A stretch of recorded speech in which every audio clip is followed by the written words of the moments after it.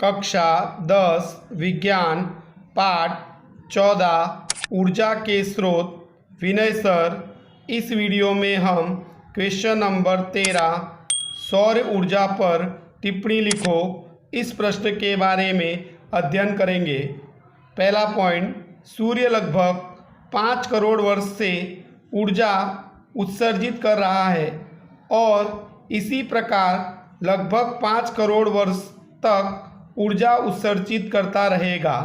इसका अर्थ ये होता है कि सूर्य लगभग 5 करोड़ वर्ष से ऊर्जा उत्सर्जित कर रहा है और इसी प्रकार लगभग 5 करोड़ वर्ष तक और ऊर्जा उत्सर्जित करता रहेगा।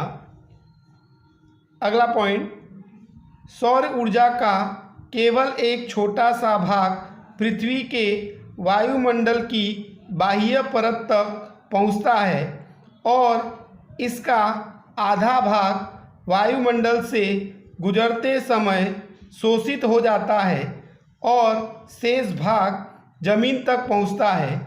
इसका अर्थ ये होता है कि सौर ऊर्जा का केवल एक छोटा सा भाग पृथ्वी के वायुमंडल की बाह्य परत तक पहुंचता है और इसका आधा भाग वायुमंडल से गुजरते समय शोषित हो जाता है। जैसा कि हमने देखा था कि सूर्य में से जो पराबैंगनी किरणें आती है, अल्ट्रावायलेट किरणें, उसका ओजोन स्तर के द्वारा शोषण होता है, तो आधा भाग जो है वो वायुमंडल से गुजरते समय शोषित हो जाता है और शेष भाग जमीन तक पहुंचता है।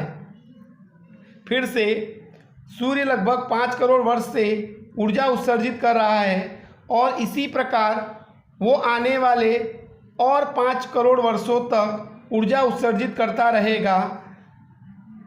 अगला पॉइंट, सौर ऊर्जा का केवल एक छोटा सा भाग पृथ्वी के वायुमंडल की बाह्य परत तक पहुंचता है और इसका आधा भाग वायुमंडल से गुजरते समय शोषित हो जाता है और शेष भाग जमीन तक पहुंचता है।